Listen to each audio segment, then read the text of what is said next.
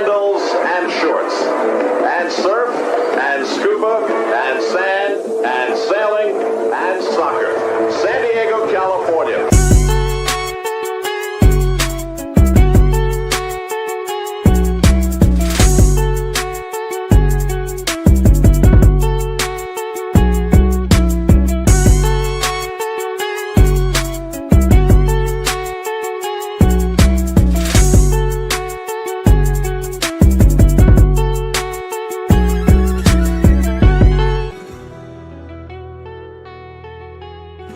¿Estás listo para descubrir las maravillas de Dinamarca? Did Tommy ever tell you about my painting? No. Look at this. Ah, that's beautiful. I like this one. Looks like somebody we know. Without the beard, no, it's him.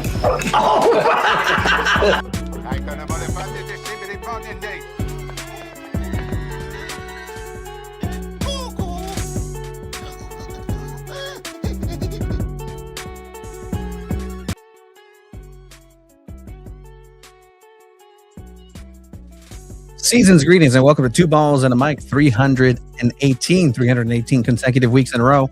Wow. On the road to the World Cup, Chiva and I will be in Mexico City for Game 3, if that stadium ever gets finished constructing, if it's not condemned by then. But here locally, Two Balls and a Mic, SanDiego.Futbol, on it and at it. SanDiego FC is still atop of the Western Conference. First place, 2-0, nice result against St. Louis City, putting them in their place. A good matchup yesterday. We're also going to talk San Diego Wave, some goals, gaps, and greats, some new signings for San Diego Wave, some new attire for San Diego Wave, new jersey launch. I honestly like their training kits too. We'll talk to Abe about it. Our fantastic writer who just wrote something, put something up on SanDiego.Futbol. We love Abe. That is the website. You know him. You love him. It's Abe. Shout out to Abe and everything that he does. You can check it out right. ¿Dónde está? I'll put it up. Shout out to right one of our here. photographers. Hello on the field. There we go. Boom. Check it out. SanDiego.Futbol. That's it. SanDiego.Futbol. Check out his writings. You can all check him out. And elsewhere, we'll let him talk about. We're saying elsewhere he can find all his stuff. We're gonna go ahead and bring him on right now. Hi, Abe. What you doing? You good? What's up, Hi. guys? I'm ready. I'm excited. I'm starting to get hyped for some baseball. There's some international football going on right now. This good sports time. As much as people don't like it, I think it's a fun sports time right now. Baseball? Yeah, baseball, dude. WBC is starting this week, man. You were talking to me about something else too that's not soccer related. What was the thing you asked me right now before we? Anyway, What? College basketball sucks. All right, I don't get why everyone's so into it. Like, all right, guys, you can talk to Abe about it. Abe, take away. Okay, well, College basketball. No, it does suck. I'm gonna do what Abe usually sounds like when he talks about college. Ready? The O. That's how he does. Yeah, he puts up the O for our listeners. He is a Yep. graduate of. He's a ducky at heart. Oregon Little ducky. Little duckling. University of Oregon. El Mundial de Béisbol. That's actually a very good way of putting that. El Mundial de Béisbol, at least on this side of the hemisphere, but has some special guests sometimes. Yeah. But in any case, all right. We're also going to talk goals, gaps, and greats because there were a lot of goals, a lot of gaps, lots of greats from yesterday's matchup. What are you holding in your hand? That is the degree that you got from Oregon. You are what legitimizes this organization. That's cool, man. That's awesome. You like, I'm not kidding about that. That's You're really awesome cool. for that. Look at that Look at degree. Hope that keeps you warm at it night. doesn't exist. There's nothing there. Wow. Same as ours. Something that is there, and we'll talk about it, is our segment Goals, Gaps, and Greats. But before we start, we want to go ahead and just kind of workshop something around that we were doing because, again, we were doing the GoFundMe for the World Cup Fund, essentially. And so we've, again, thank you for everybody who's donated to that. And we're, very appreciative, very thankful for that achievement. But then we said, hey, why stop here? Why not go for more? Why not just be the greediest of greediest and just take it up? Come on, y'all, fund the vacation. Psych. There's going to be plans for anything that gets donated after. Yeah. It's going to go ahead and coincide with the walk that we've now said that we're both going to do for being terrible at predictions. Abe, you are the king of predictions last year. That's why you get paid the big bucks. But anything that comes from the GoFundMe, we'll put some parameters around it. But again, we're workshopping it here and there. We're looking to then donate that and start a sort of scholarship. In the soccer sense, we're workshopping it with Abe. I think you're going to go ahead and be. We will not name it after you. I will spare you that. I was telling Abe that little joke that we're going to name the scholarship after him. Abraham Cepeda. I mean, we already named the journalist of the year award scholarship. Anyway, we're going to do something cool with that. So again, stay tuned for all that good stuff. But it's good to be able to do good. Any case, let's go ahead and get into some soccer. Abe, are you okay with that? Yeah, let's talk some soccer.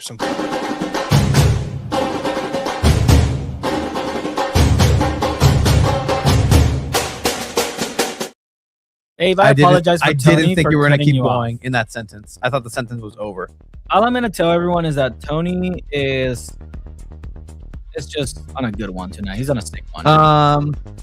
At the end of the day, there was some great soccer played. San Diego Wave hasn't started their season, so once they get started, they'll get a little bit more we got involved 2 more weeks. with this. 12 days. So let's talk about it a little bit. San Diego FC played against St. Louis City. We were there yesterday. It wasn't a festival of goals like it was against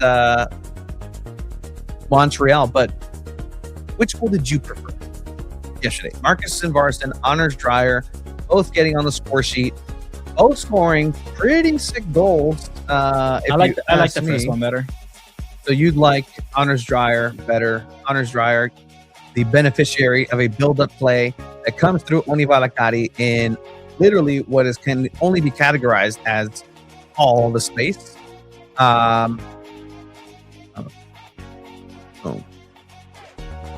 Third minute, Abe, you've seen San Diego FC playing incredibly quickly, and they're getting on the score sheet incredibly quickly as well. Yes, and just seeing that many numbers up as well. You got like already 5 players against their 3 at this point, but then you're gonna have 4 eventually. But they just had the numbers advantage and just got dispossessed really easily. And then Marcus Varston's getting in the perfect spots now, and seeing his plays get better as he's gotten time has been really, really interesting. Yeah, this is my goal of the week. I just think the build-up play was great. Oni Valakari has looked really good this past 2 games. I think that's a player to watch this season. I think he could have a breakout season this year because when healthy, he is looking very, very good this season so far. We'll break it down here in a bit, but the funny thing about that play, and Oni kind of stumbles into that buildup. He kind of is going to pull the trigger with the shot, kind of stumbles on his own feet a little bit, but he's able to clean it up. But it's still a really, really, really good one. So the other option, the other goal in this matchup. Oh, I thought you were going to talk about Jaden Shaw's goal with the U.S. Women's National Team. You can go ahead and link it because we have that page. No, I didn't think it was goal of the week worthy. Or Lindsay Heaps' goal was good. Lindsay Heaps was good. She also stood up for her teammate. Really cool stuff. I think this goal is SanDiego.Futbol goal of the week.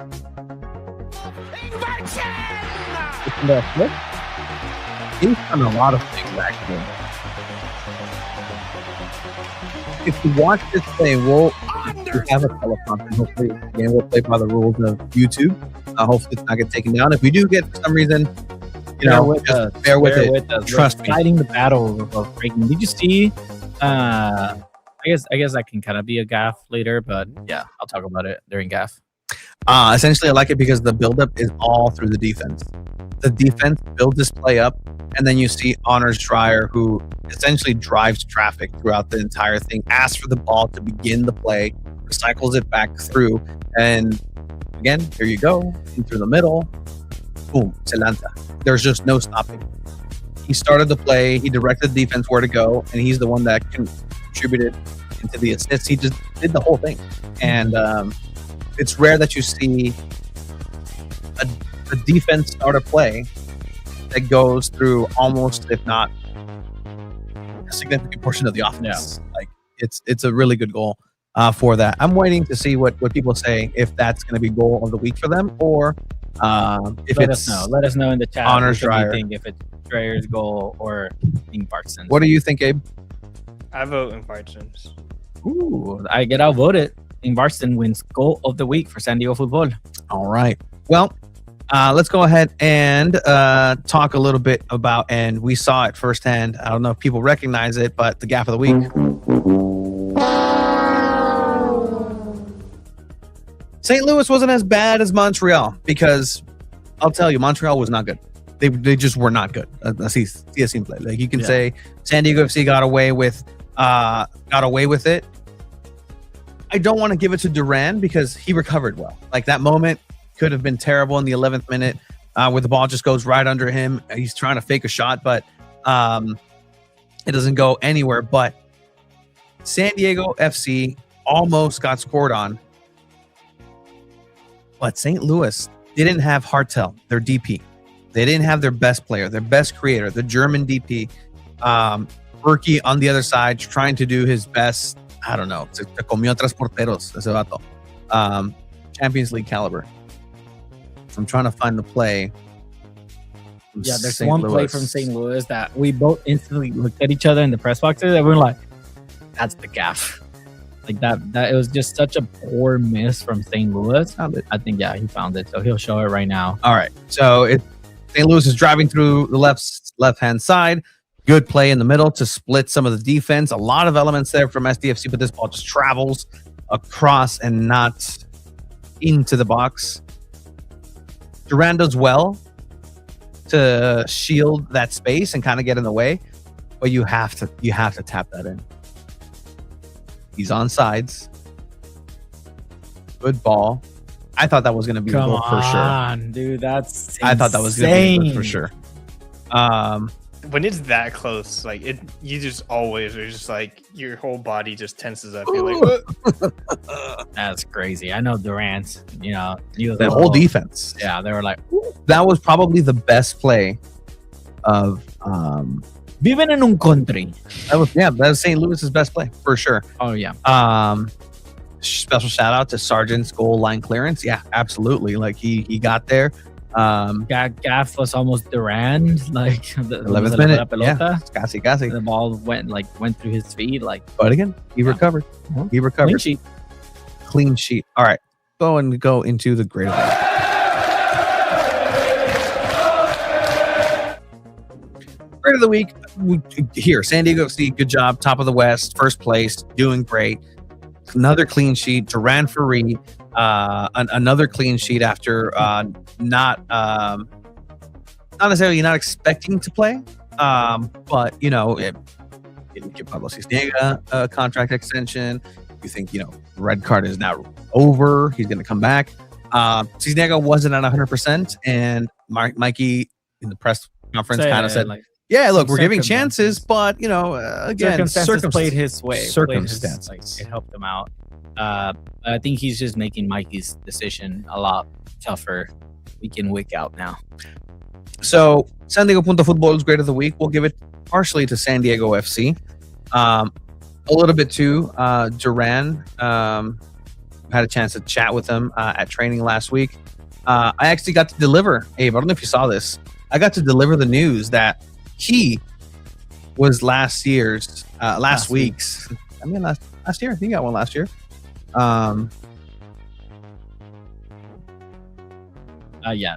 Simply, which is pretty cool. Tony got a one-on-one with Duran. We're going to try to do this a little bit last more. week. Here's the referee. little silly, but you were named SanDiego.Futbol's Player of the Week. How does that feel? It's awesome, man. Let's go. I mean, yeah, it's great. Very honored. Happy to be someone who's able to be looked at as a good player. So very appreciative. It's canon. SanDiego.Futbol's Grade of the Week is canon, guys. Wow. It's a real thing. You got to put that "Let's go" on the soundboard. The Duran watch clip now. Oh, we're gonna get to some Duran watch. Let's go. It's a good problem to have, but yeah. I'm trying to read some of these. We'll talk a little bit about the attendance. It was a little bit. They announced 21K. Yeah, that was interesting to me as well. Mm-hmm.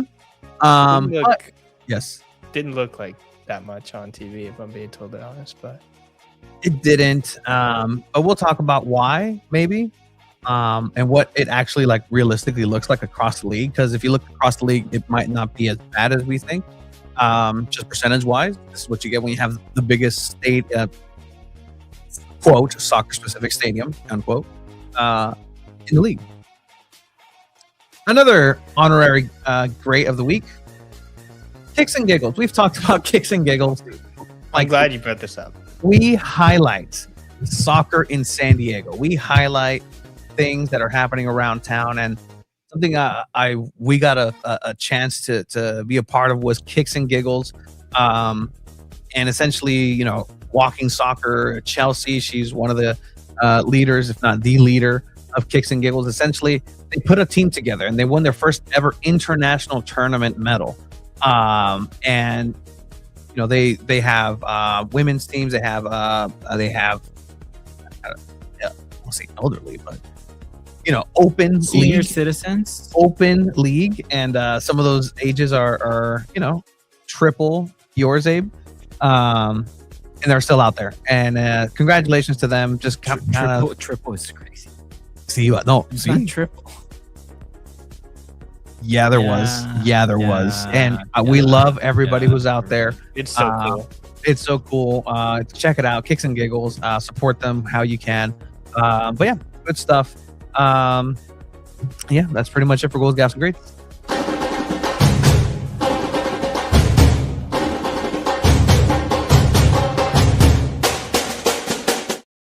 All right. So you forgot a very important grade you mentioned before. That was kind of silly. I asked Tony, who's your grade of the week? And he's like, Denmark. Yeah, no, the country of Denmark. Yeah, no, it's their exports of Marcus and Vartson, Jeppes Ferskov, and Anders Dreyer are greatly appreciated in the city of San Diego in a soccer sense. We were talking about it. I mean, it's a good segue to NWSL. Not that you already played the song in the intro, but you did.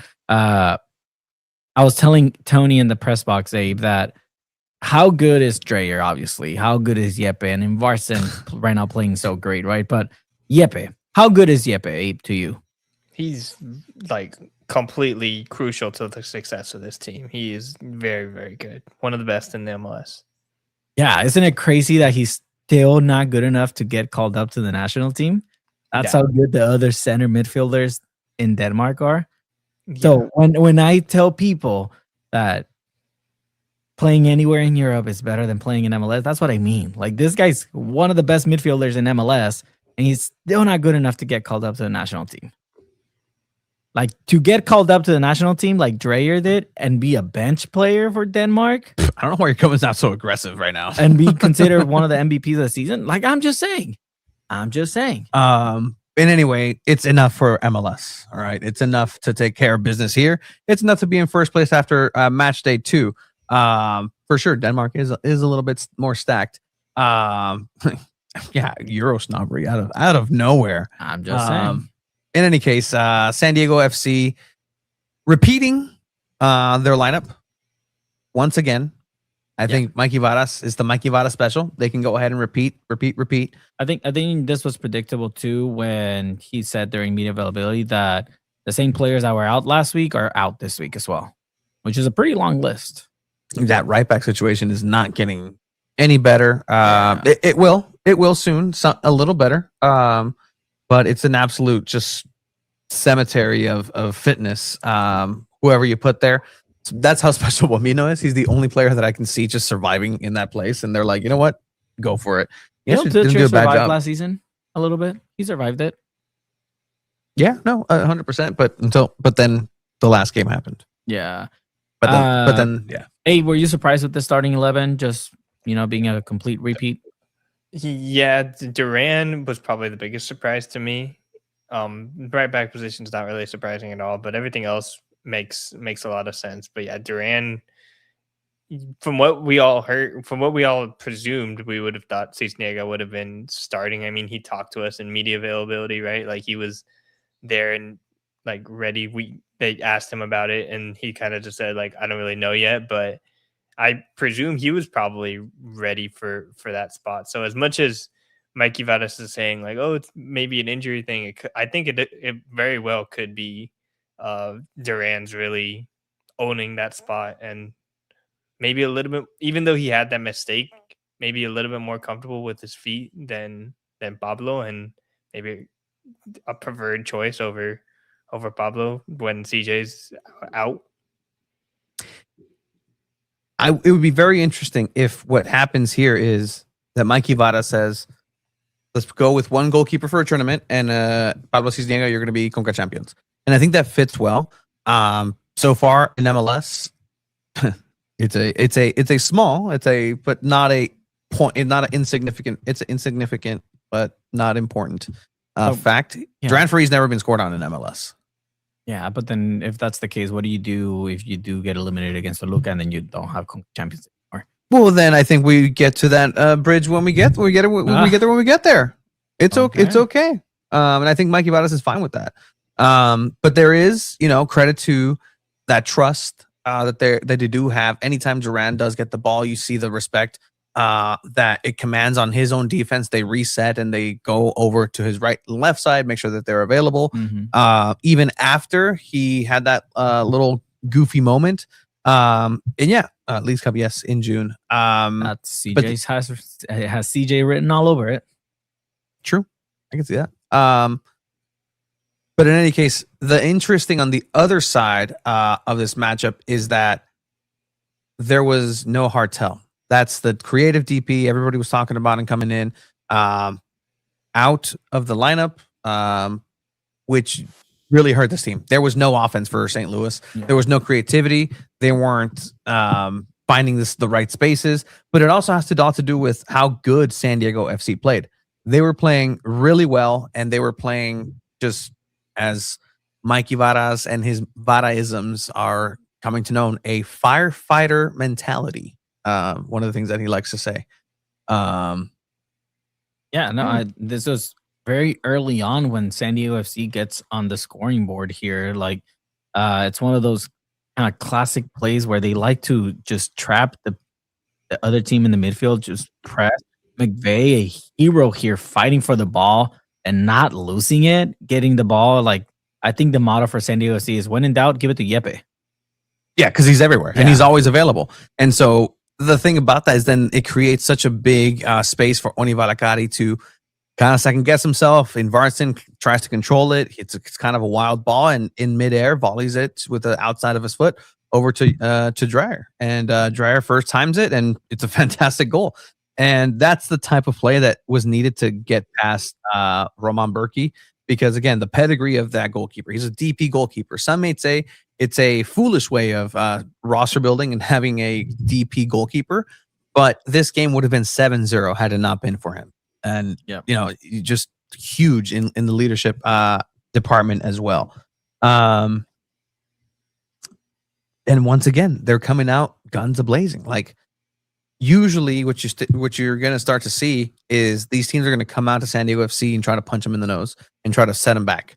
But even when they're sitting back after going down 1-0, they're still going to play that same patient way and try to look for it. So you're never going to get rid of them. I don't know if there's ever going to be a point where somebody can completely extinguish SanDiego FC's offense, because it's part of their defense. Their defense is their offense, and it's vice versa in that same way. Yepe, an incredible match. If you just go watch the game film, like, he is everywhere defensively and transitioning, creating those spaces. And he's the least important Dane in this matchup when it comes to the results. When it comes to the results, Abe, because he didn't score. I saw that little frown. You didn't agree. Yeah, no, Why? I mean, the ball doesn't really move up the midfield without him. So I think, as much as it's not officially on the score sheet, if Marcus and Vartson had to be replaced, I think he could be replaced. But You think Jeppe Marcus Verskov? Jeppe Verskov is absolutely crucial to this team's success. Yeah, Burki had a great performance for St. Louis. And if you're not aware of Burki, he's played for Borussia Dortmund for a long time, being their starting goalkeeper. Did we find out he is a DP, right? He is a for St. Louis? DP. That's such a waste. To that, he was a Using your DP goalkeeper on a after is one of my nuts. favorite goalkeepers. I mean, would you rather your DP be sitting the training off to the side and not playing for your team? Oh, Dang. that's. I mean, when you put it that way. Dang. Well, when you put it that way, Abe. Aha. If you're familiar with Johan Cruyff and his total total football way of playing, like this is Right to Dream, just like the next evolution of it. You know what? That's such a dope comparison. Like, I've done that before. yeah. Okay. But Philippe did it right now. Shout out Philippe. Happy birthday. He had a birthday the other day. birthday. Happy birthday. Happy belated. And but yeah, so the way that the space is created is really good. And there's a play, and throughout the game you can see that there's a real form factor to this team. Everything starts, and I don't know if you heard last post-match interview with Marcus and Varson, not this game's, but the first one, or even it was in media availability with Marcus, where he was talking about the spear and how SanDiego FC essentially are formed in a spear to defend from tip to bottom, and that's can be seen directly right here. You can see. I'm gonna try it out. Look at that. That spear formation. Everything starts pressing from Marcus. The moment Marcus starts that press, is everything's in motion. You've already given up because they're just going to trap you within it. They're going to get the ball back. They're going to fight for it. And then they're going to create something out of nothing. Even though it seems like everything's kind of like a reactionary pass, everything is intentional. They see Oni Valakari for the longest time have that space wide open, and they're trying to get him that ball. The camera doesn't pan to it, but in this moment, Oni's already asking for it. He was already asking for the ball. He's like, get me the ball. There's the space, and they finally are able to get it. Boom. Go. Take it. He takes it on.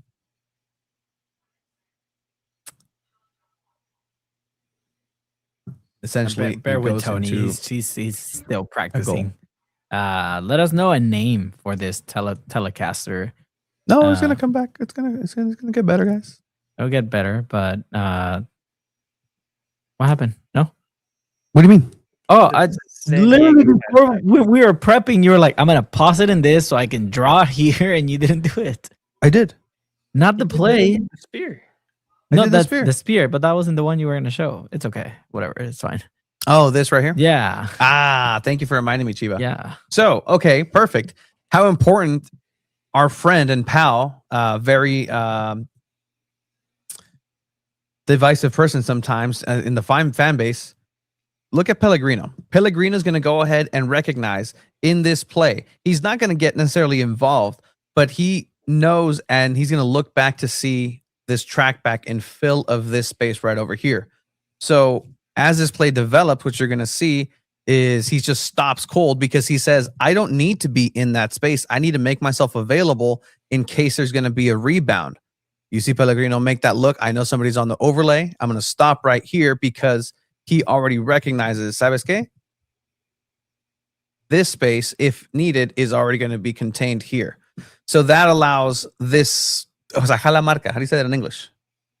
He pulls mark. There you go. Mark. He pulls the mark right here and essentially creates a barrier for now, Valakari to decide to do what he's going to do.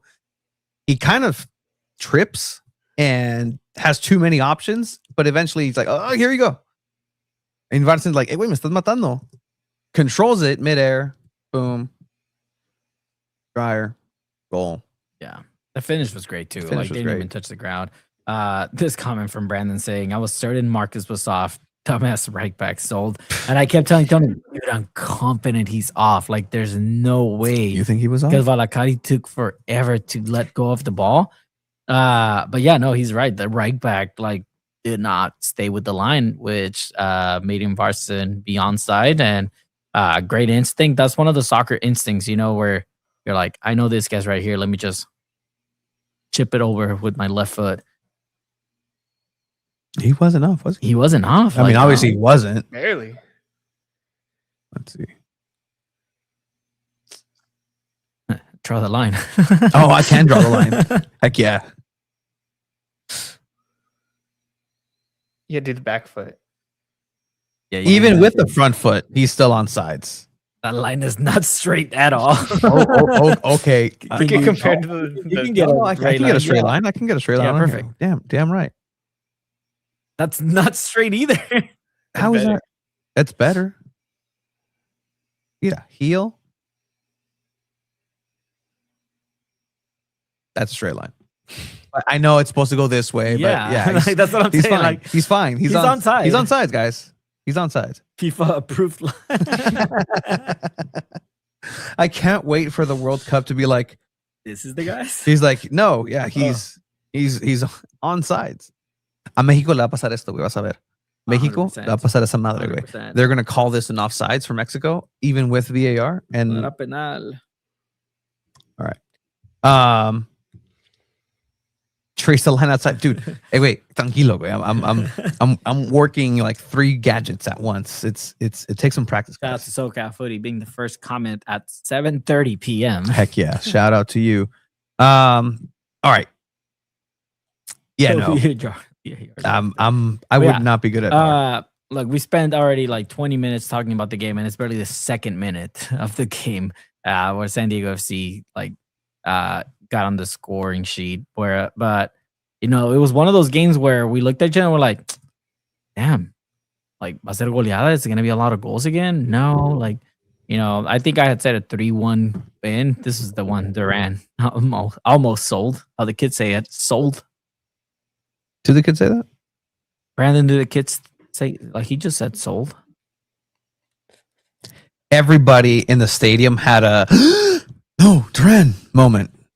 In that moment, It was funny because Tony and I at that same exact moment were just talking about Duran, saying like, "Dude, isn't it crazy? We've known him since he was 15 years old." fellow San Diego loyal player Josh Yeah. Yarrow on the bench on the other side. And we're like, "That's crazy! Look at him. He's looking good." Like, and that happens. Abe, what were you thinking? You know, early in this match, up to 1-0 already. What's in your mind? I didn't think it was going to be like a lot of goals or anything. It seemed like St. Louis was still engaged. But when you see like a moment like that, that's when you're just like, oh, here we go. Tie game. See what's going to happen next. But I mean, they figured it out. He manages to clear it and it somehow stays inside, which is just like so insane. I honestly would have preferred if it like went out of like obviously like I think Oni Valakari or somebody recovered it on that side. But I was immediately just like, get that ball as far away from inside the touch lines as possible, but they survived, and San Diego FC still played a pretty solid second half for first half. Because I mean, even looking back at that Montreal game, if you take away that red card, it probably would have only been 2-0 because San Diego just completely ran away with it. So this result's really just another continuation of last week, and just still just very calm, very very chill, just cruising through these MLS sides. To kind of again just put this for Duran once again as we entered Duran watch for a second.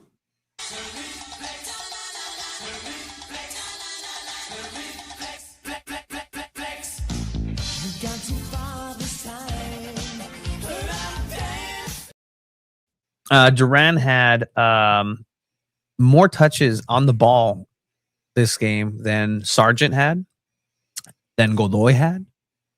So as a goalkeeper, to have the ball at your feet more than a pretty important midfielder, and a pretty important player that moves the ball forward as well is insane. He was able to bounce back, and the confidence that the team had in him to still go back to him is insane.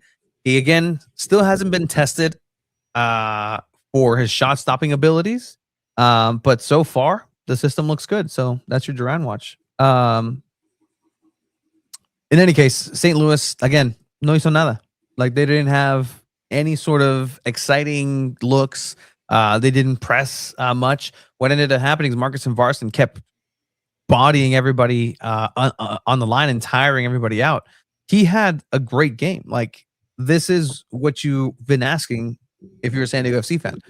Where's Marcus and Varston? Where's the number 9? Well, here he is. He's doing number 9 things. He really is, like scoring the goals, getting those assists. Like he is what San Diego FC needed last season.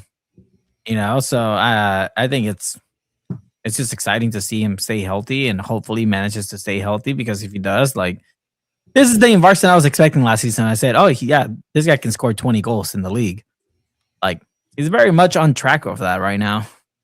He's on pace to do what he wants, and he's still not match fit. And he was telling us that his match fitness is to go 90 minutes, and he's just not there.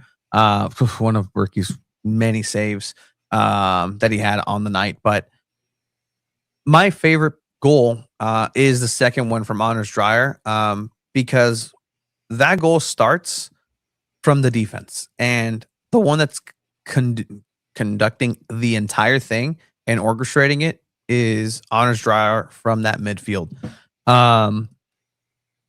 So you see right over here, you're going to see Anders Dreyer initially just give me the ball. I'm still in line mode. So you see Dreyer here. He's going to ask for the ball already. Give me the ball. Gets the ball. And he's going to recycle it through. There's a moment where everybody's set in place, and he just starts bombing it from there. All the way through. This is a designed run. The end may have been a little improvised. Slots it to the side of Marcus and Varston, and it's that's goal. a great finish too. Like it's a great pass, but it's also a great finish. You know, like that's what Varston gives you. He's a clinical finisher, and he can get those chances. Like I think last season, San Diego FC really didn't have that guy to be on top and have someone that Dreyer can pass the ball to. Varston is the top scorer right now for the team. He has 2 goals. There's 10 different goal scorers this season already, which is crazy to say out loud. It's been 2 league games. Yeah. 2 league games, and it's already 10 different goal scorers, including CONCACAF champions, right? But it's still freaking nuts. Hey, what are you looking at from Marcus and Varston then? I think I'm seeing a lot of the same things you guys are seeing, but to keep this level over the entirety of the season is, I think, what San Diego FC expects, and also kind of the whole like way that they built this roster. Looking back now at like how it all came to be. So first you start with Duran, and then you go Chucky, and then you get Marcus Varston and Jeppe Sverskov. I think those 2 specifically are supposed to be the ones that like build this connection. Like it was supposed to be Jeppe and Marcus making the connection, and then they managed to stage a coup in bringing in Anders Dreyer, which is kind of how they said like they were very surprised they were able to get him at the price that they got him. So thinking about if this is the level that they expected from Marcus and Varston from the beginning, he's how this whole offense is supposed to kind of work. Like you said, he's the tip of that spear, the one that's like pushing things forward and able to like get that for not just score, but press up high enough that he can push the ball back and create spaces and then chances for people both on the left wing and the right wing. Because he, on that first goal, he passed it back to Anders, but he could have also passed it to Pellegrino, or even passed it back to Valakari to take a shot. So there's so many ways that this all could work with Ingvarsson, and if he's like playing at that like really high level and healthy, it's going to be very difficult for the rest of MLS. There was a play that was in between the goals where Marcus and Varston was actually looking for Pellegrino, and it was going to be a crazy play. Let me see if I can find it. But right now, Chiva, Your leading scorer in MLS for San Diego FC is, like Philippe was saying, Marcus Invarson. He has 2 goals. Like that's as you planned it, as you dreamed it would happen. Maybe. I think at some point in this game, I was telling Tony, and people can be free to comment what they want, but it may be that they're playing not the best teams, and we'll see them against Kansas City next week on the road. But Kansas City's also like they're last. They've only have 1 tie in the 2 games. But seeing what I'm seeing so far, I think San Diego FC are a better team than they were last season. Even this early in the season, the way they're playing, the way they're moving fast, it's a long season. Injuries can happen. And I do agree with a lot of people saying, like, they're one Yepe injury, one Dryer injury to, maybe not being as good. But I think the system is working. I think the Right to Dream system taking effect here with San Diego and MLS, I think it's killing teams. At least this basic, like, teams that are not obviously like Miami and Vancouver and LAFC, like those top teams in MLS. But San Diego FC right now playing against really anybody else should be dominant, and they are. And it's early in the season, but they're looking really good. I think that you're on. I mean, you have good reason to think that, and it's very early on. But so far, I mean, there's no question, right? Like, sure, they started off beating the champions, which eventually ended up being one of these Montreal teams. Like, they just weren't that good last year at all. Can they replicate this against the LAFC? Come May, this is where, like, people need to start circling those calendars. Come May, when San Diego FC plays LAFC for the first time, where are those 2 teams going to be? Is LAFC going to be even better as well? Because you can say that for them as well. Like, they're better than they were at this point last year, much better. But can that system withstand a very, very collected and dangerous San Diego LAFC? What are the wrinkles? We've seen them play 2 of the same game essentially. I think it was the same game. Last time against Montreal, and this one, you just played a better team. I don't even think we have to wait till May, Tony. I think we'll see it when they play Toluca in a week. Do you guys think, I saw the question from the real Swinging Friar, do you think San Diego City can get past Toluca real quick?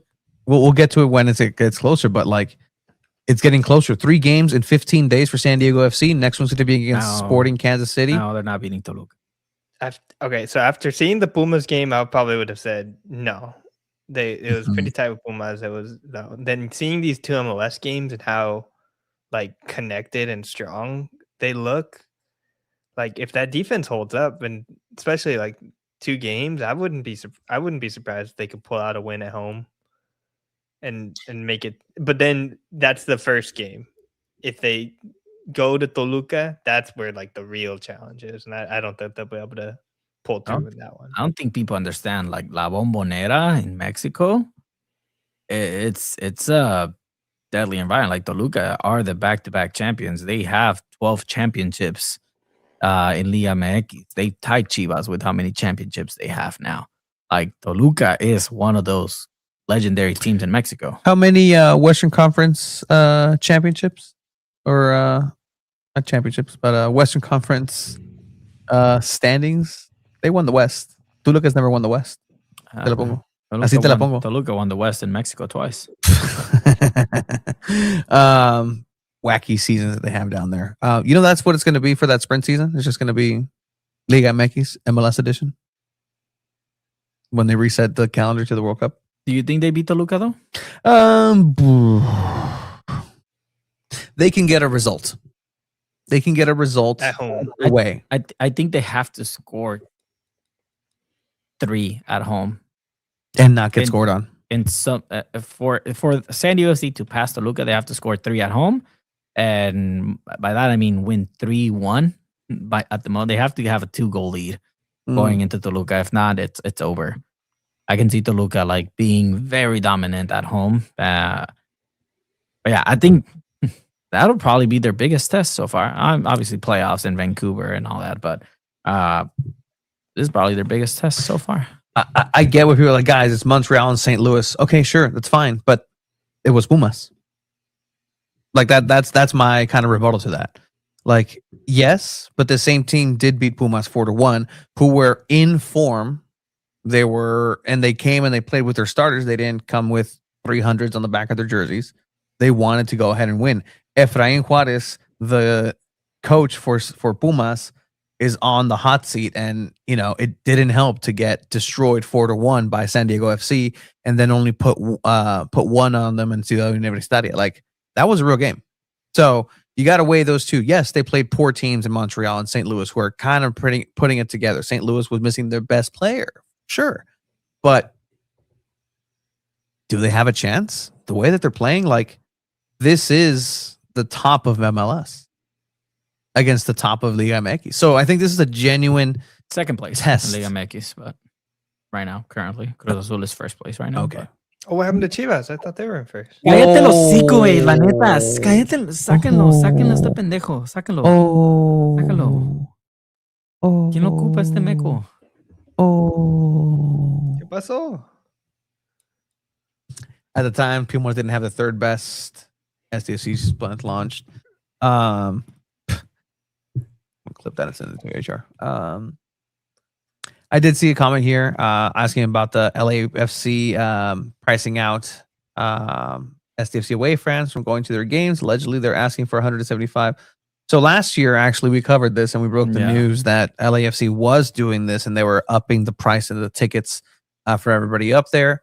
What happened last year is that actually the team stepped up and paid the difference for all those fans, because again, like, soccer should be accessible. And I mean, talking about the World Cup and how that accessibility factor, like, at least local leagues, like, they shouldn't have to pay out the ass, even if when LAFC comes here. $50 for an MLS game should be a freaking crime. That's what you pay for parking, dude. It's freaking That's nuts. what you pay for parking, dude. Honestly, I think someone just said in the comments that SDFC would destroy Chivas. Cállense. No, they wouldn't. Dang. They would not. No ¿Las saben nada. Chivas están en CONCACAF Champions? No. Oof. I guess we won't know. They won't make 32.52 for them. Charge 30.52. Like, yeah, it's part of it, right? Like, look, we were talking with our pal, head of security, at Snapdragon the other day. Was it yesterday? It was yesterday. Yeah. Jeez. And kind of get like, hey, like, how's it been the start of the year? Oh, it's been good. I'm like, okay, are you circling LAFC? He's like, I have nightmares about it. So let's be nice about it. Real quick to switch gears, because we're talking about other leagues and other teams. Chiva mentioned earlier the other defensive midfielders that Denmark has. I pulled up 3 of them. Do you want to guess where each of them play? Sure. I need to hear a name. Okay. Pierre-Emile Højbjerg. Højbjerg. Højbjerg. Is it still Dortmund? No. He is, I believe, in Marseille. Yes. Tony's looking it up. Is that better than? No, Don't look it up. looking it up. That's League One. Is that better? Is Marseille better than MLS? Yes. What? I know. I'm just. Who else? Okay. Who else is on there? Morten Schildsmond. Yeah, that's rough, dude. I'm gonna guess I'm maybe like very somewhere bad. in Sweden. What'd you say? Somewhere in Sweden, maybe. He plays in the Portuguese league for Sporting CP. Okay, Better. that's better. MLS. Better That's than MLS? better. Yes. Yeah, that's a lot better. Christian Norgard. You got me there, man. This one's very good. He's a very good player. He's Arsenal. Yeah. Yeah. Christian Is Eriksen Arsenal better than SanDiego FC? You ask some people, man. in a philosophical way. No. So it's not that surprising that Yepes Verskop isn't on this Danish national team, even though he's like one of the best midfielders in MLS. Like, Do Europeans That's all right. I tend to agree with Chiva right now that Europe is a lot better, but we're also covering the American League. It's hard to like compare. We used to really enjoy USL too, like it's weird to compare like I believe leagues. something about Odegaard. Odegaard is from Norway, not Is- Denmark, but that would be pretty cool. Yeah, Odegaard. No, Norgard. Oh, no, but he's talking about another Martin player, Odegaard. Yeah. Oh, Do you remember when Real Madrid signed Odegaard? Like 15 years old. Yeah, Madrid. And then they left him, and then he got injured, came back. He played in Real Sociedad, no? I think so.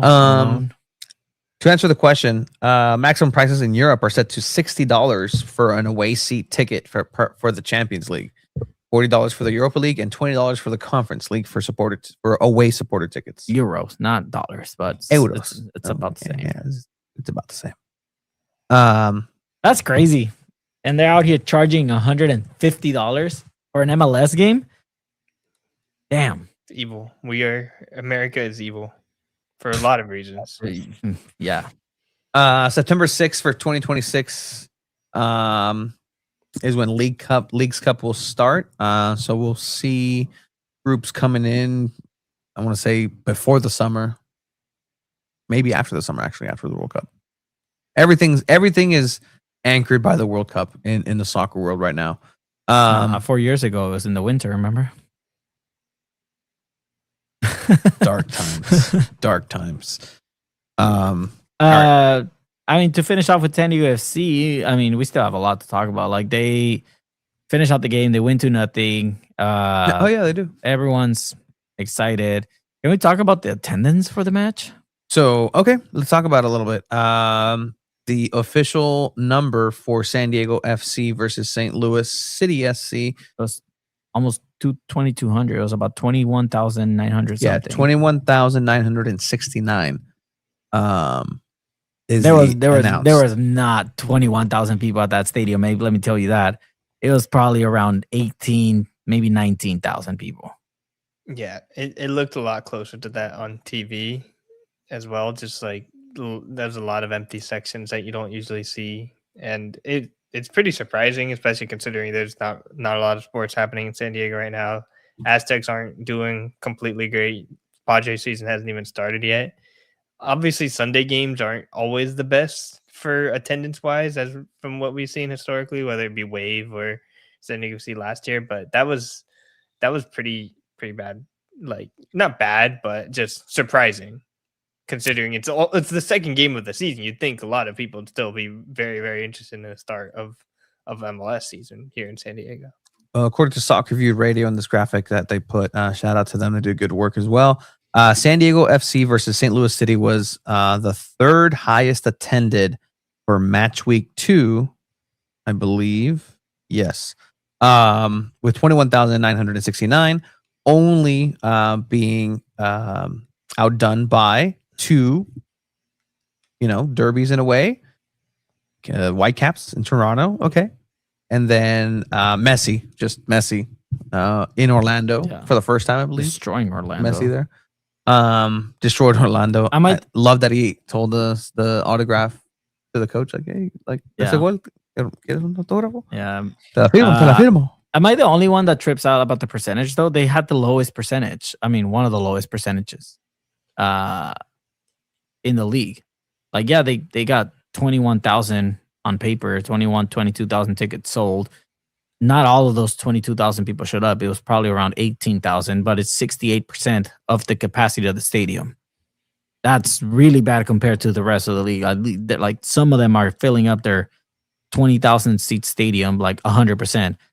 Call me crazy, but I feel like I'd rather fill up a 20,000 seat stadium 100% of the time every week. And I think it just looks better. Maybe that's just me. I don't know what you guys think about that. I tend to agree. Maybe they should build a soccer specific one somewhere in San Diego. That's definitely in the realm of possibility here. But like, yeah, I agree, Shiva. Like, it just doesn't look great. Like, maybe even they could like I know it's weird because of like season tickets and stuff, but would you be opposed to them doing kind of what the Wave do and closing down one of the upper decks.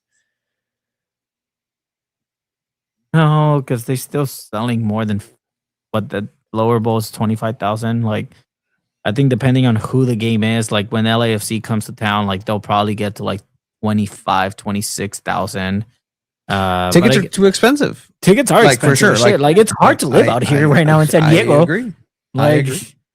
just tell me one person right now, and I mean, if you're one of those people in the chat that's fortunate to be well off right now, great, like good job. But it's hard to live in San Diego right now. And with that, I want to give a special shout out because we were able to give 4 tickets away. Yeah. To San Diego FC versus St. Louis. So 4 of those people were actually courtesy of Kyle. Yeah, over on Twitter, Kyle hit us up saying, "Hey, like, you guys want to give away 4 tickets?"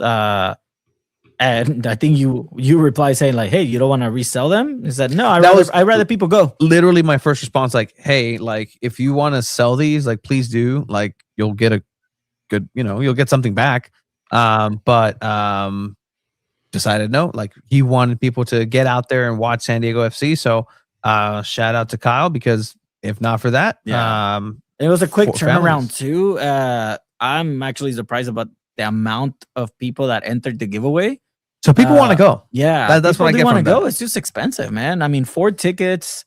I think it was section 141. Yeah. Yeah, Shout out like- Kyle Smith, man. Yeah, no, I was typing every single person that did everything on the wheel thing, and then my girlfriend's like, "Why don't you do like an Instagram thing?" Because we did it through Instagram. I was like, "That's a thing," and I looked it up. Yep, boom, connects. You put the link, everything, and it reads everything, and it pops out a winner. Wow, I like that. Pretty cool. 1 ticket for a 300 section is $72. That is insane. That's fucking nuts. St. dude. Louis. And that's without fees. With fees, it's probably like $84. And do you want to park there? No, you're taking the trolley. I'm sorry, but that's for a lot of people. That's a week's of groceries. How much is a Padres game in the worst seats right now? We can find that out for 20 opening day. The opening day is different though. Let's say the second weekend, because this is what the comparison would be, right? They've already played CONCACAF champions. They played an MLS game, Including fees, it's 72. That's still nuts. And that's for 1 ticket. That's if you're that's for your solo lone wolf rider at Snapdragon Stadium. And okay, let's see. So you're saying week 2, right? yeah. Because I know those opening weekend tickets are still usually pretty expensive. So Colorado. Do that one, Colorado, April 9th on a Thursday. Okay, so we're doing this one. Yeah. Okay.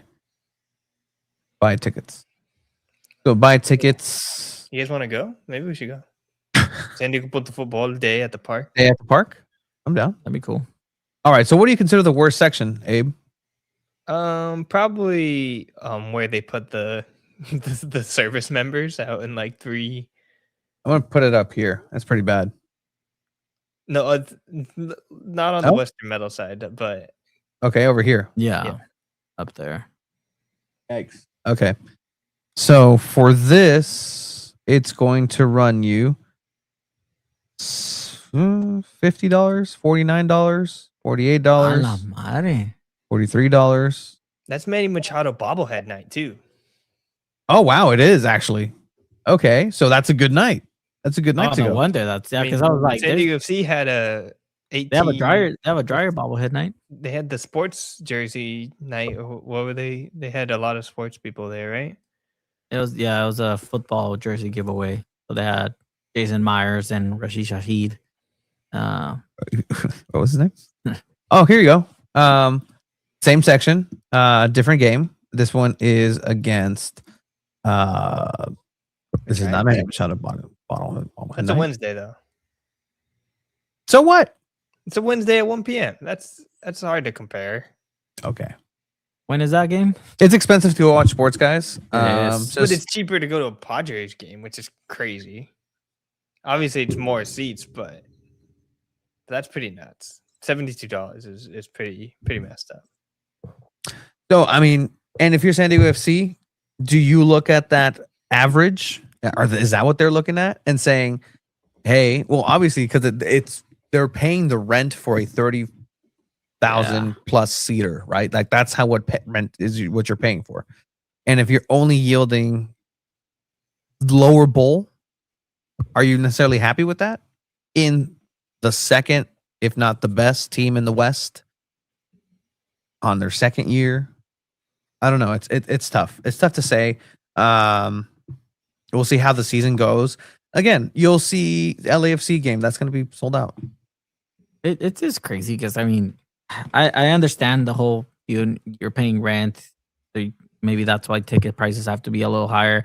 I understand, you were one of the best teams in the Western Conference last season, but come on, it's still year 2. You should still, at this day and age, you should still be trying to buy into getting a bigger fan base. Like I don't think SanDiego.FC are in a position to say, yeah, we have the biggest, like we have the best fan base. Like, no, you don't. You're still building it. If in fact you lost fucking fans because of the whole Chucky Lozano situation. But I think if anything, SanDiego.FC should be trying to maybe say, hey, like let's do cheaper tickets. Let's fill in Snapdragon. Put a number on like how many tickets are not sold for Chucky Lozano's absence? I'd say at least maybe a couple thousand, like 2,000. So, okay, I mean, you're talking about 2,000. That would have actually had 21,000 in the stadium. That's still 21,000. 23,000 if you go for what they told you. Yeah. And that's tickets sold. That's not butts and seats. Mm-hmm. The only team that does that in San Diego is actually but the this San is Diego a Sunday Sockers. night. How much do you guys think a wave ticket is on the second weekend? I just looked it up. How much is it? Like the cheapest ticket available? Yeah, cheap. Well, we're not counting supporters section because I think how much is San Diego But supporters it's a section? But regular- yeah, cheapest available. Just because it's lower bowl, they close the upper bowl. I'm gonna go with about $17, $20, 25 higher. Motherfuckers, That's a $35 ticket. About $37. Yeah. Yes. Which I mean is a steal if you're looking at prices for San Diego FC. Yeah, yes. They just got this info. Park at the Park on that same day, which is I guess the supporter section for baseball, if you really think about it. $35. And you still get a bobblehead. You guys want to go? This seems like a good day to go. I'm to down. Manny Machado bobblehead. When is it? April what? You just had it. Yeah, it's right there, dude. Like April 9th? You guys want to celebrate my birthday? Sorry, can do. Gotcha.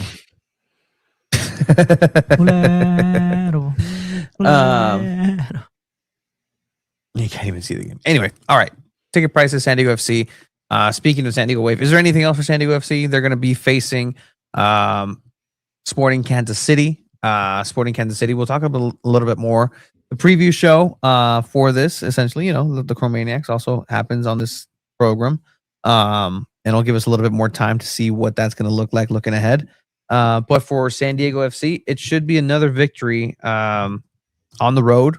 They were better on the road last year. Yeah, it's their first road match of the season. Well, MLS season. They went to Mexico against Pumas. But yeah, no, this again, on paper, this should be a win for San Diego FC.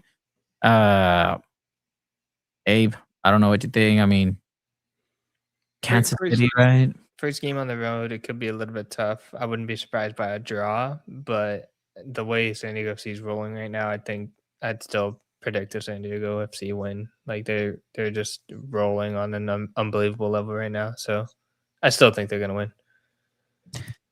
Sporting Kansas City is right now, in MLS. Standings wise, they are in 15th, below St. Louis.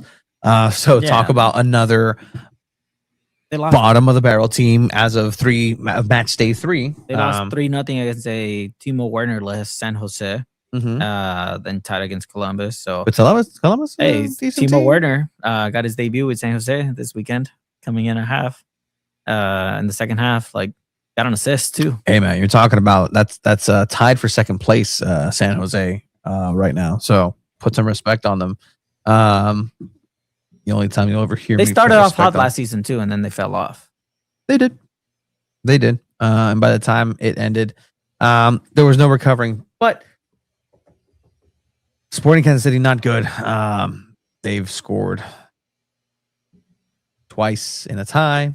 So we'll go ahead and talk a little bit more about that on Thursday as well. Another clean sheet. What do you guys think?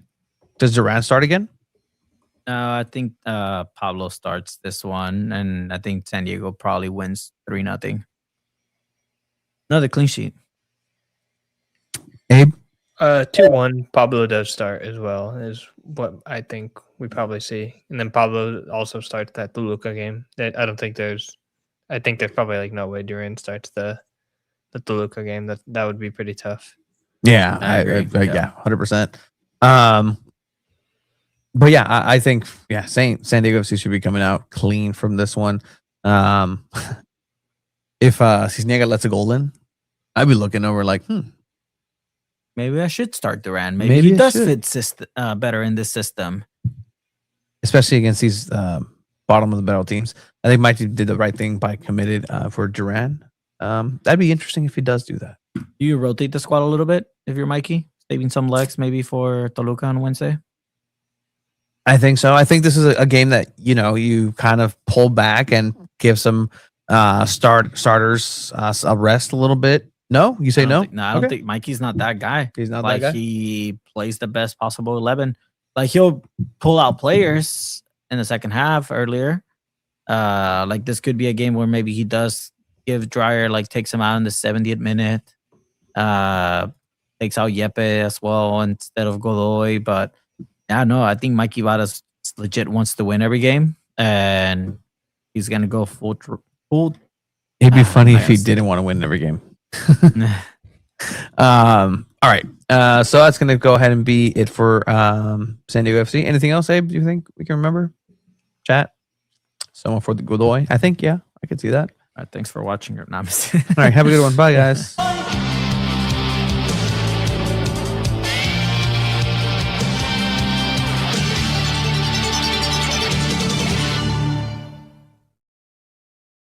La pizza en Don Cangrejo es la mejor. What's your favorite SpongeBob episode?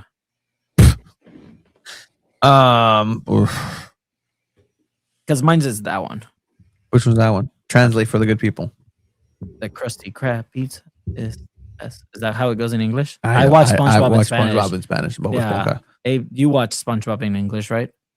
Yeah, but I didn't watch SpongeBob until I was a little bit older because I didn't have to. It was on over the air. I didn't have cable either. Screw you. Who would you throw? I lived in TJ. Bryce Duke for Oni? Maybe that's a good call. Maybe match fit. I think they all start. Repeats lineup. Not Duran. Repeat the lineup, but maybe they get subbed early just because of Toluca.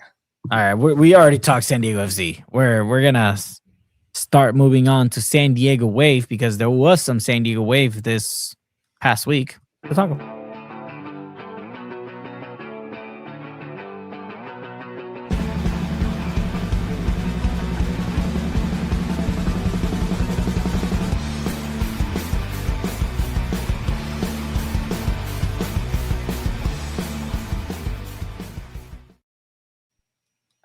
San Diego Wave unveiled their new kit, the Balboa Park kit. What? Nothing. Keep going, please. The Balboa Park kit. Why are you guys laughing? Because they unveiled it. I didn't say anything, man. I didn't say anything. Abe, your writing sucks. Tony, I hope. Gordo. Cállense, Hoder, me esta. I didn't say anything, dude. I was trying. I was not going to mention it at all. That was messed up, Tony. Well, I hope they eventually unveil this Balboa kit that we were hearing so much about. Chiva went to the Balboa Park. I need to hear from what the event was like. I was there at the last year's event. And he was out there. He was actually at both of them, last year's and this year's. Yeah. And off the gate, again, we remain neutral to the powers of a certain kit because at the end of the day, what they look like, what aesthetically it looks like is meaningless. It's what they do with a kit on. Best kit San Diego Wave has ever put out. Best kit San Diego. Best kit ever. San Diego has had in their sports history. Nah, tranquilo. Whoa. Okay. You need to go check out the San Diego Soccer's ones. Did you guys see those? Nope, this beats the Soccer's one, and you know why? Because it's not some whatever's like brand. Oh It's yeah. Nike. Oh yeah.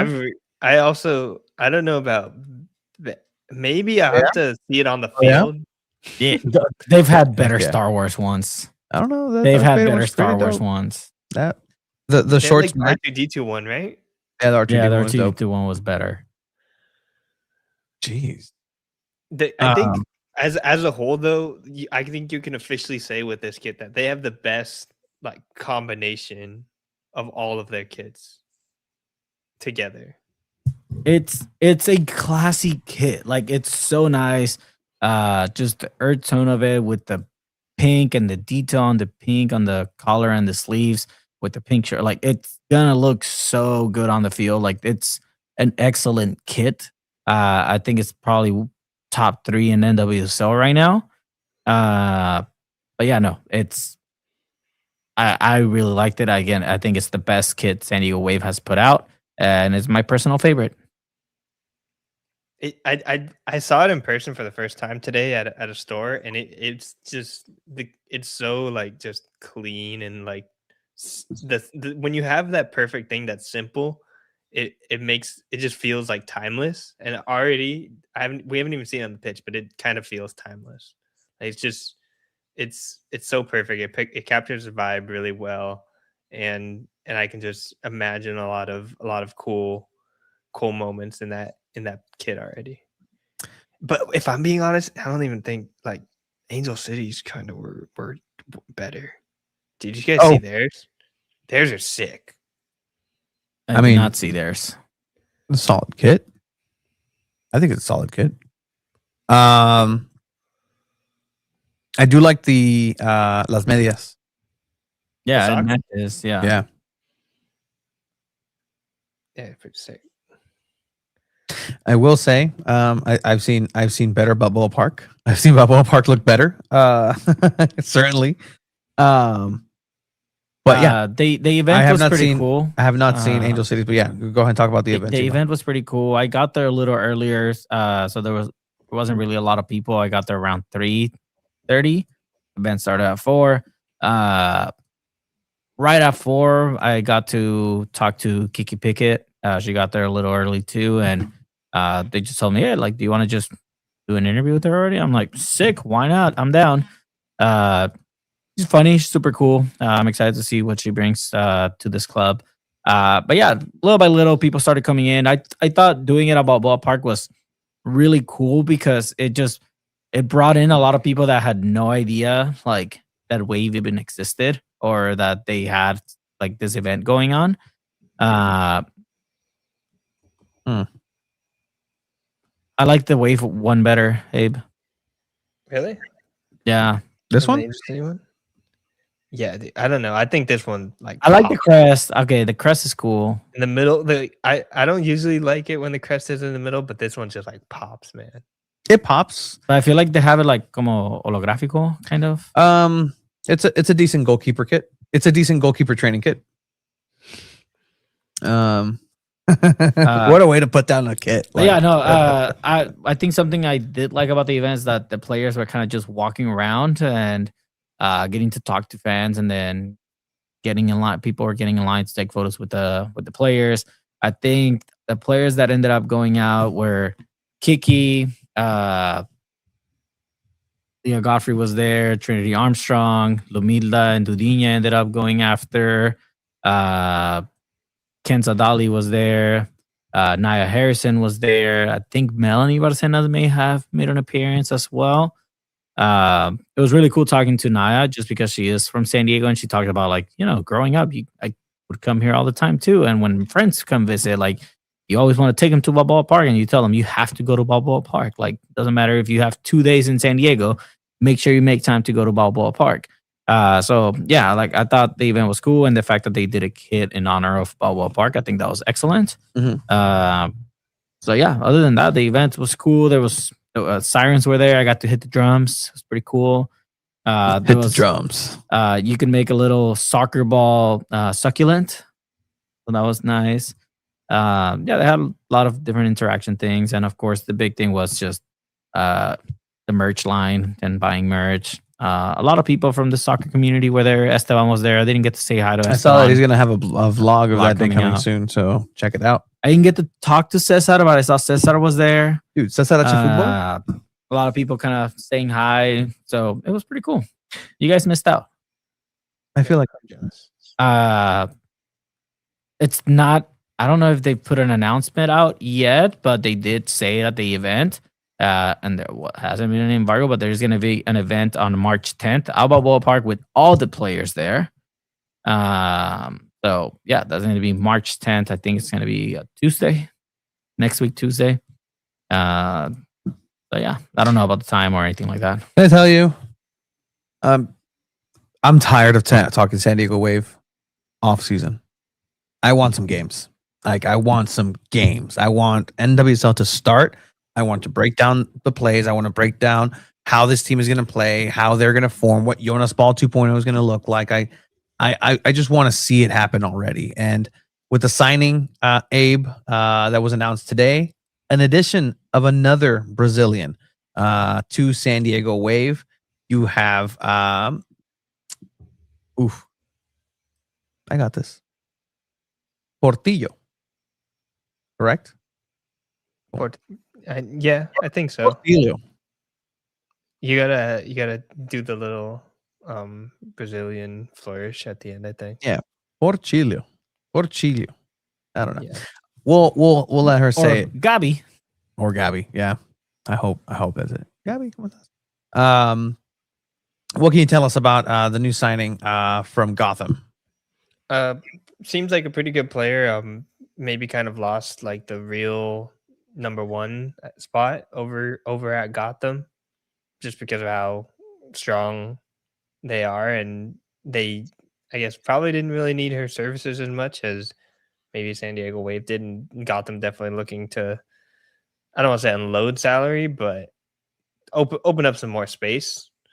So it kind of makes sense from Gotham side. And yeah, San Diego, obviously, it seems like they did this with the French players, right? Like bringing a lot of you bring in one French player, then you bring in a couple more, and now you have like a real connection that way. Maybe that's what was missing with Dudinia last season. So that's in the offseason, Cami Ashton decided, hey, we need at least a couple more Brazilian players to make her feel more comfortable. That's definitely like a real thing in soccer. So it could work out really well, especially when you have like attacking players like this. It seems like a pretty solid idea. And then seems like they're probably going to put her on the right wing. I know what we saw from Leah Godfrey in Coachella, and she looked pretty solid out there. But yeah, another option up top can never hurt, especially considering what happened at the 9 position last year. Yeah, it almost seems like there's now forgetting about the back line. And I feel like every season is one of those things where we're like, what about the back line? What about the attacking end? They need someone on that midfield. So I think every season is something different. I think the goals will come with Lumidla and Dudinia, like, being able to start out the season together. Now Gabi joining there, and you have Godfrey that can also impact there, and you have Kimi Ascanio playing, probably bound to have probably her best season yet. Ken Sadali's still there. So I think on the attacking end, I'm not worried, but now it's the defensive end. Goalkeeper position, like who's going to play right back? Trinity Armstrong's out for the season.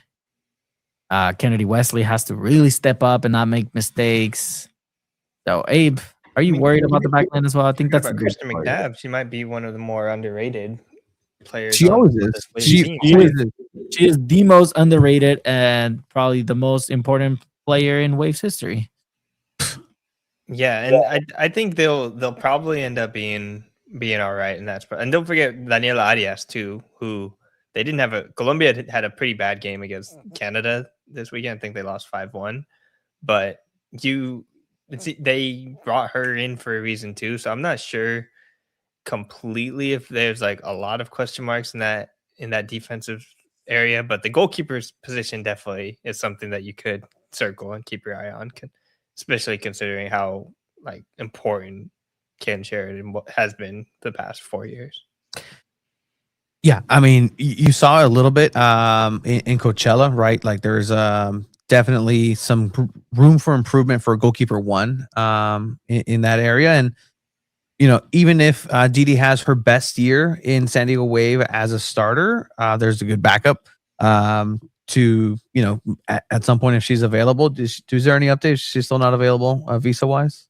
I'm not sure. Also, they haven't really given an update. And also, I think they do the thing where I don't believe that they're in San Diego until they post the video of the sirens greeting them at the airport, and that hasn't happened yet. Yeah, it's usually the tell. Yeah, no, haven't seen that. So that's still coming on down, and if a player doesn't join, you know, there's still a whole season to get that sorted out. But visas, as we heard actually from Tyler Heaps, are very difficult on every aspect right now, and it's affecting the markets. It's affecting a lot of different things. Yes, Adriana Leon did get dropped or scratched from the Canadian national team. Up until recently, there was no sighting of Adriana Leon. She resurfaced through the promos and the promo pictures of the uniforms, and she has been at training. So she's still with the club right now. So I think you can kind of. I will say she did post one of those like videos on the bike, and that's usually one of those tells that it's like you're not allowed to be on the field, but you are allowed to train on the bike.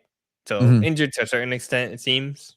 This is all speculation, but I usually that's like the typical soccer player thing when they're posting pictures on the bike, like I'm working to get back. We saw Chucky and in Barcelona last season quite a lot on those bikes. Any updates on the Cat Marcario situation, just in general? Are you asking me? I'm asking you, Abe. Remember what I told you guys about the agency and the leaks and the information? If something was happening, I would have presumed it would happen a lot quicker, a lot closer, especially we're super close to the start of the NWSL season. You would assume something would have come out by now. So the closer we get to the NWSL season, I don't know if it's less likely, but the more pertinent these questions become. And how much is this all public negotiations? Does she maybe want to go to any NWSL teams? Is she waiting until the summer, like 619 Soccer thinks? Because she's kind of playing with Chelsea, but also at the same time they're not using her in Champions League. So it's a lot of weird things happening with Cat Marcario, and I wouldn't be surprised if she ends up at any NWSL team and not San Diego. But it still seems like they're the front runners. Yeah, I mean, the last update was about 18 days ago when that big, like, the front runner is San Diego Wave. So we really haven't heard anything. So usually, like I said, that happened. Like 619 Soccer saying, like, it only makes sense when it happens this summer when she becomes a free agent. You know, it could be more negotiations with the agents rather than Chelsea itself. So I think in soccer anything is possible. It really is. Houston finished 11th. It's going to be the opponent for San Diego Wave on March 14th. That is a home opener here. Houston's not bad. They have a new coach, and from what I've heard, they're all pretty like well connected. I think they have a lot of trust in that coach. From when I was at NWSL Media Day, they all seem pretty locked in not in a typical like, oh yeah, we're so excited for the season, but in a real like we have tangible goals and things that they want to reach and meet. So I would believe that they could be a almost playoff team this season. So it'll be a good game for sure. Something for San Diego Wave also, and this is where the scheduling kind of conflicts, and it's going to start conflicting. There were a couple call-ups for San Diego Wave. 5 San Diego Wave players called up for the February-March FIFA International window, and that's going to be games, I believe, against Argentina and Canada and Colombia as well. Yeah, She Believes Cup. She Believes Cup, yes, is going to be Kennedy Wesley, Kimi Ascanio, Daniela Arias, Laurina Facer, and Pearl Moroni are going to France as well. So kind of an inopportune time, but at the same time, good for them getting that call up there. Still international representation here at San Diego Wave, which is always good. But is that going to start affecting already? How wonky is the schedule? When are we going to find the schedule actually? Because it was much later than last year, much earlier than last year when we found out the schedule for Wave, right? We have the Wave schedule already. No, I know, but we got it much earlier than we got it last season. Oh yeah, we did. I was looking. There's a lot more conflict with San Diego FC this year. By the way, I remember last season there was kind of like, hey, if there's an away game, there's at least like a couple hours in between. I put it all in my calendar this weekend, and there's a bit of overlap there. So it's going to be a little bit different, but the schedule still looks pretty solid for them. There's not too many like really tough spots. They have a couple midweek games this year. I know they kind of didn't really do that last year, but seems like they kind of did it to like avoid the World Cup. But I think they're still technically having some overlap. It's a little weird. Yeah, September is crazy. Yeah, there's that when I hear Mikey Varas and everybody else praise the field conditions, I'm like, great. I hope it all works out in September because football season starts in August, and from then it would be in just a big way to go. Philippe, you're gonna will this like Philippe wants Mercario, Ludmila Dondiña Portillo. Philippe, you should just get a jersey already with Macario's name on it. Just no, because she leaves. Get a Chelsea jersey with Macario's name on it. Yeah, smart. Too bad he's a Manchester United fan. So the way the hip thing works too is it technically doesn't start until you reach the salary cap. So it's not really sure if she would be a hip player, but she does qualify for the hip rule. Yeah. I don't know why I almost read that as HIPAA.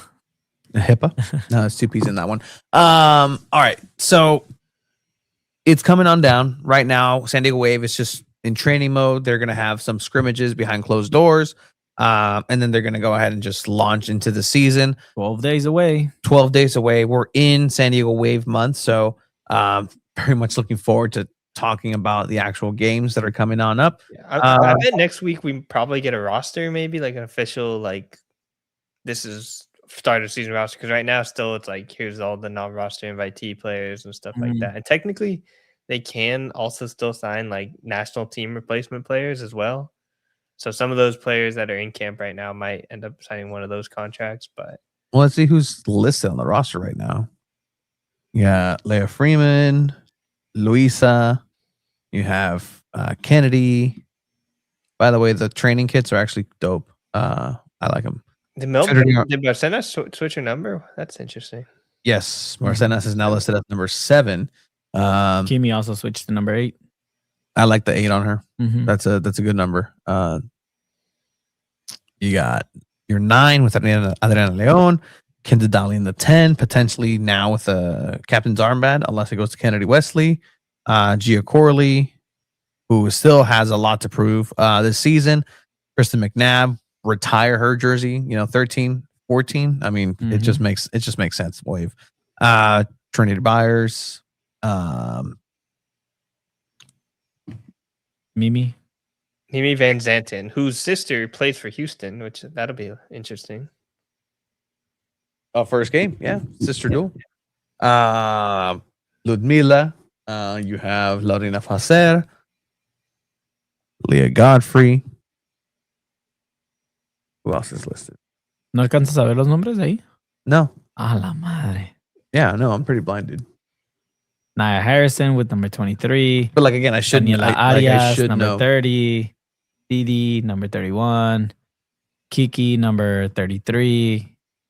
Pearl Moroni with the 75. Dudinha with number 88. And then now you have Gabi. In the blank. No number yet. No number. TBD for what that. What number is not on the 14? No, that 14. She could wear number 14. I can imagine that. 14's McNabb, bro. That's getting retired. We just talked about it. My bad. But we'll go. 14 is up, not up, a up, center up. back number, man. If you were wearing, is anyone wearing number 17? Kimi Escano used to wear it Ludmila. I hate that number for an for your offensive player. 9. Huh? Yeah, the 9 21. shouldn't. 21. She could wear 21. I respect Pro Moroni at 75. Dudinha's at 88 is actually pretty cool too. Guess she has a story for that, but I forgot the story right now. I like Bofo when he was 99. Wolfram Yankin. Then he was 100. Then he was 0. Then he wore 1. They have a 0 too. Yeah, but it was cool because Bofo wasn't a goalkeeper when he wore number 1. It was like, damn, why is Bofo wearing number 1? Because he is number 1. All right. We'll have a lot more constructive, That's Diego. I am blind, yes. San Diego Wave speak as the weeks get closer. San Diego Wave again will be facing Houston.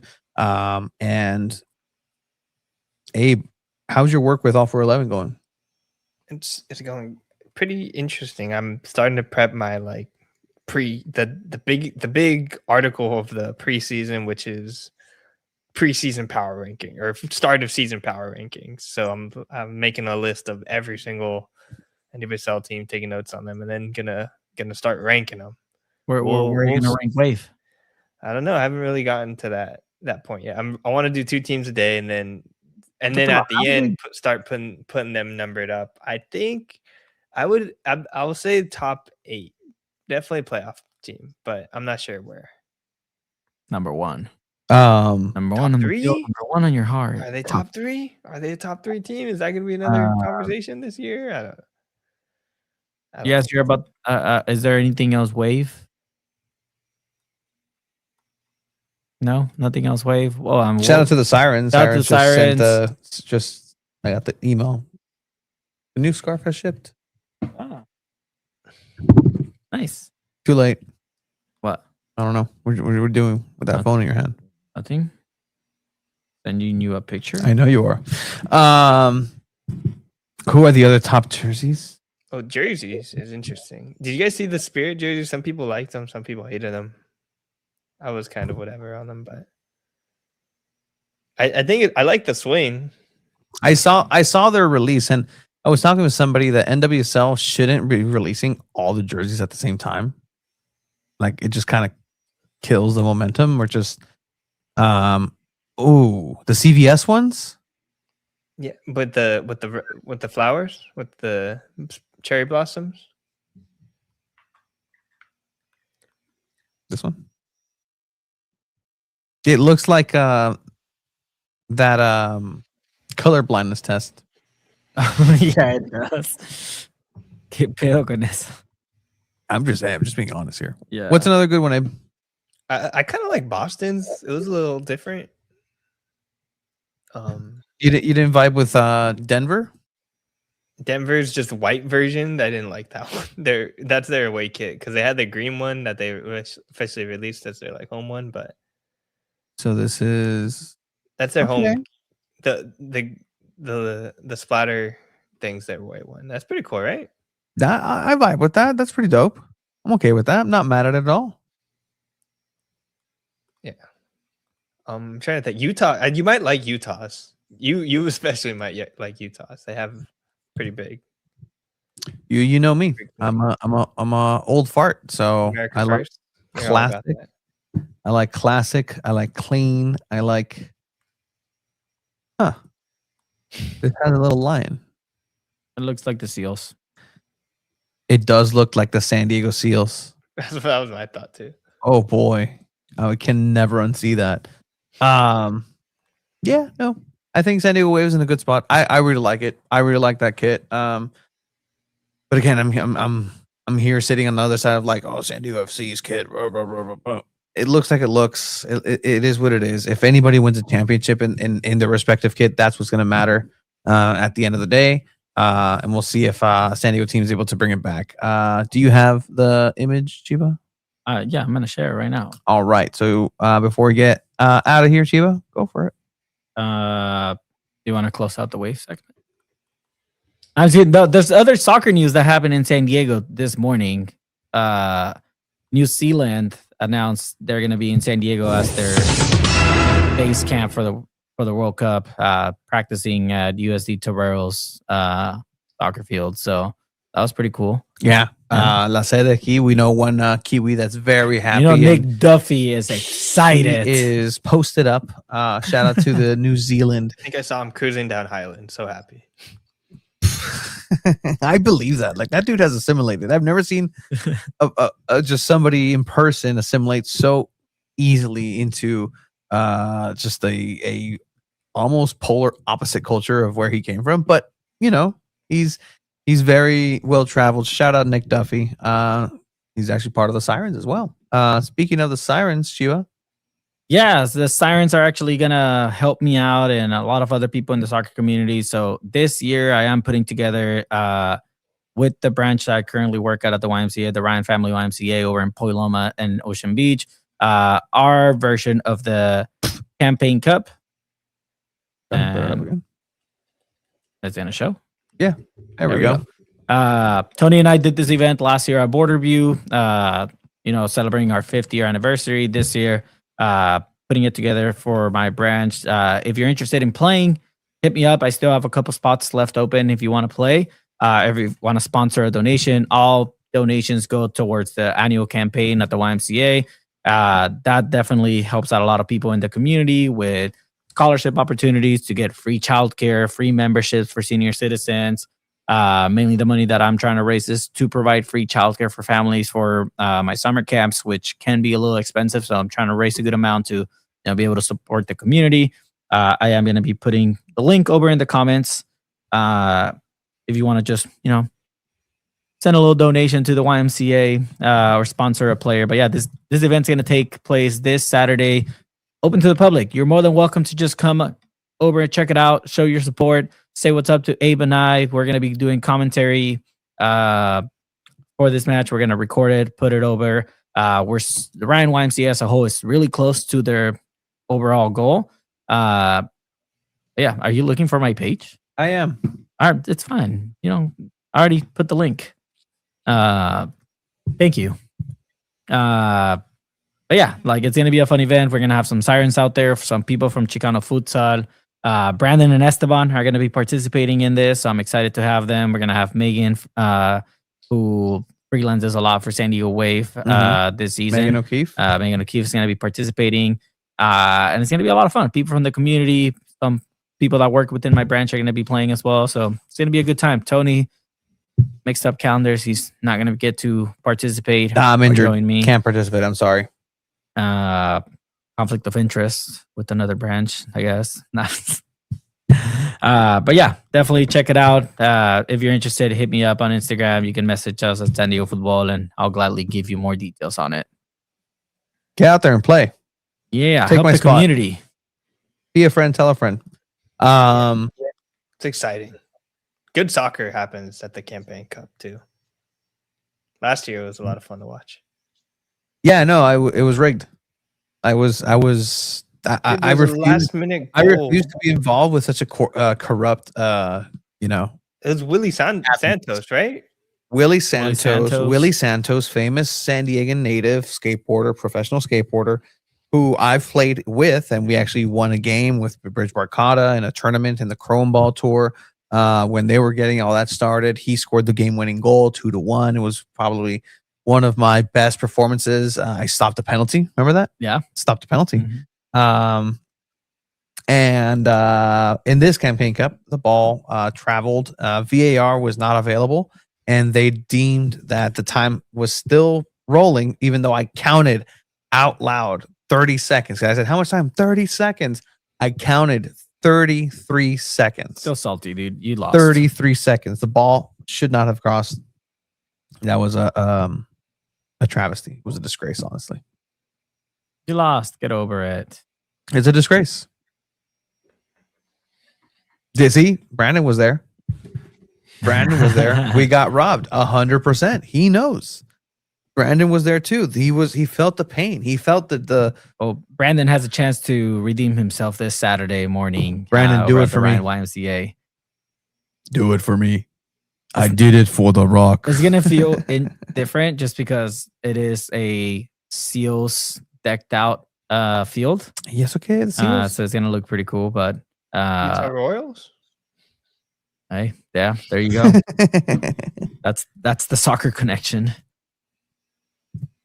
But yeah, I'm excited to be putting the event together. Yeah, and it's gonna be in the morning, so it's not gonna get dark where you're not gonna be able to see like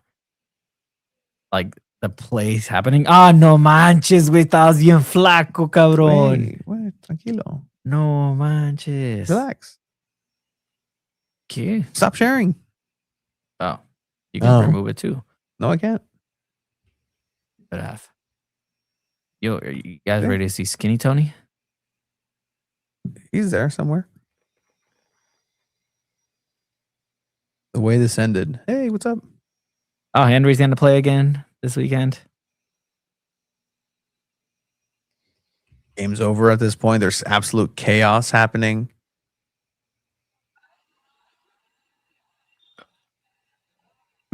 I was a goalkeeper at this point. Really turned it around. Threw Weston outside. 30 seconds. You heard that. 30 seconds. Hold on. Again. Because we scored. 30 seconds. 1, 2, 3, 4. No. Ball starts now. Time starts now because the ball wasn't in play. Okay, ball hasn't started. 1, 2, 3, 4, 5, 6, 7, 8, 9, 10. Ball's nowhere near. 11, 12, 13, 14, 15, 16, 17. I mean, there's a whole clock 18, that's got 19. You're responding. 20. 9, 8, 7, 6, 5, 4, Ball's not crossed. 3, 2. Nope. The time was up. The time was I was up. counting down. You hear the clock, them counting it down right there too. No, but by the time they were counting down, 30 seconds had already expired. Stop. You know what? We got You to want to 20. redeem yourself? Show up on Saturday. How about that? I don't support Exactly. corruptness. Yeah. Anyway, FIFA World Cup is coming up. Check it out, guys. FIFA is making its way. The hospitality packages. I just hear all the commentators start to sell that on Apple TV. Like, it's out of place. Anyway, it's gonna be a fun time. Check it out for everybody. Anything else, guys? That's it. Season's greetings. We'll be back next week with another episode of Two Balls and a Mic. We'll have Soccer's Overtime on the same channel, the Chromaniacs, everything that goes along with it. Thank you. Get out there. Ryan Family YMCA. Be a friend, tell a friend. And we'll see you guys next week. Bye.